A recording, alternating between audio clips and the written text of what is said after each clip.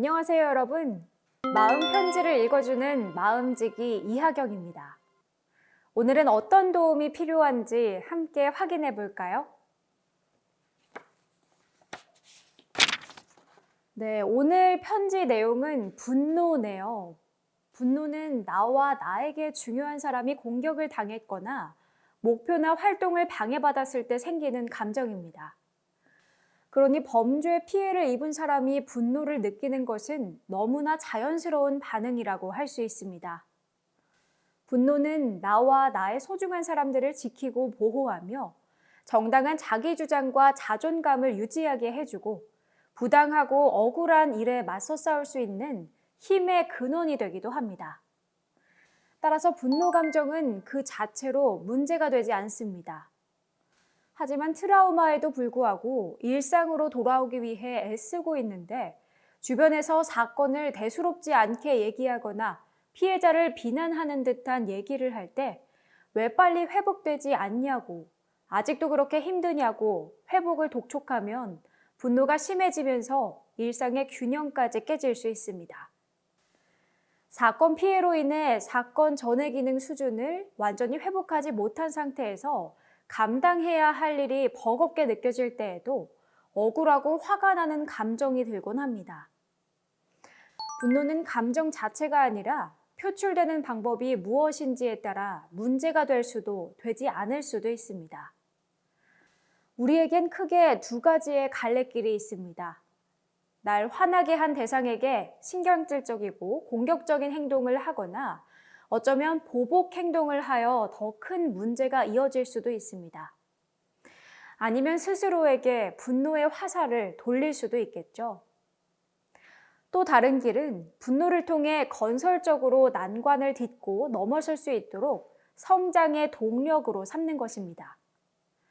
두 갈래 길 중 어떤 길을 선택하는 것이 좋을까요? 어떻게 하면 분노 감정을 안전하게 표출할 수 있을까요?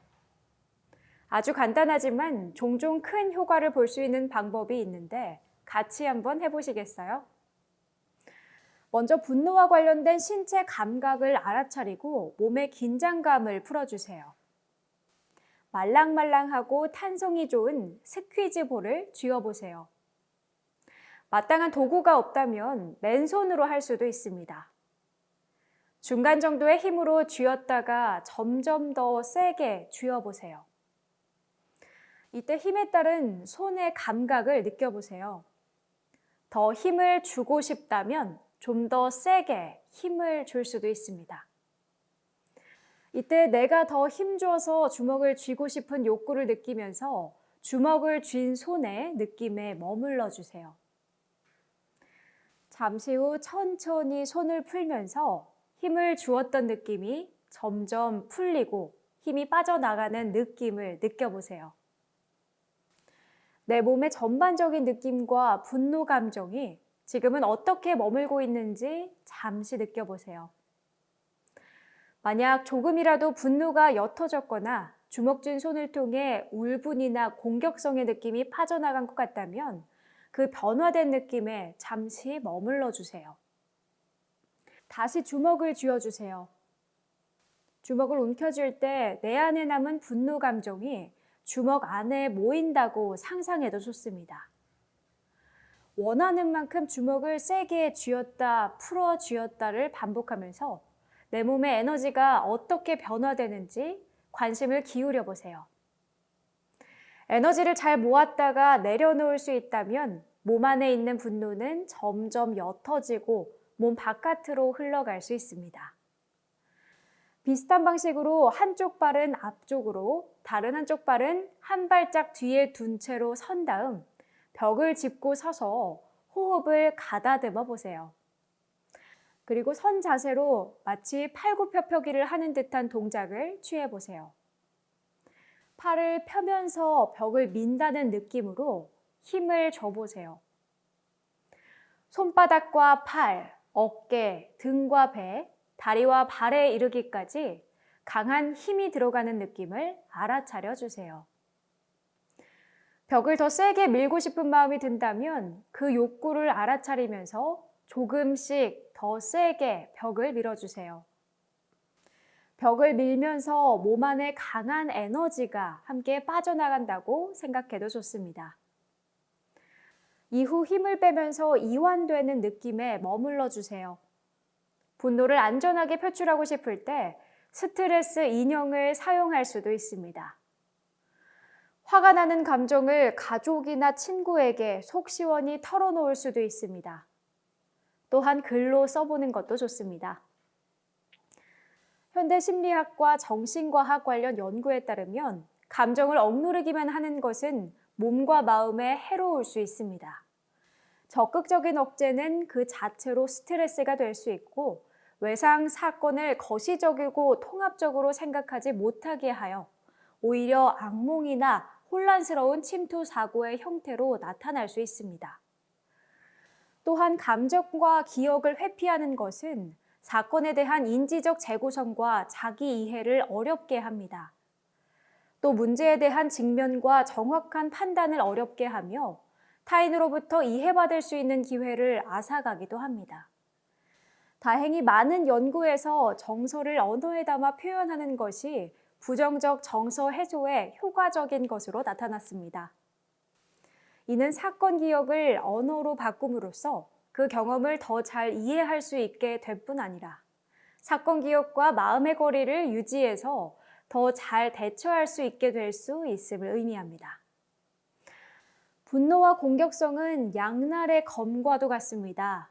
위험한 측면을 가지고 있는 것도 사실이지만 적정 수준으로 건강하게 발휘될 때에는 위험으로부터 자기를 보호해주고 목표를 향해 움직일 수 있는 에너지를 제공해주며 경쟁 상황에서 우위를 정하기 위한 동력으로 작용하는 등 유기체의 삶에 꼭 필요한 자원이기도 합니다. 하지만 안타깝게도 트라우마 중에는 많은 이들이 아무 대처도 못한 채 마비되는데요. 이런 경우 생존을 위해 일시적으로 고조됐던 분노와 공격 에너지가 적절히 발산되지 못할 수 있습니다. 발산되지 못한 공격 에너지는 몸에 남아서 두고두고 피해자를 괴롭히게 되는데요.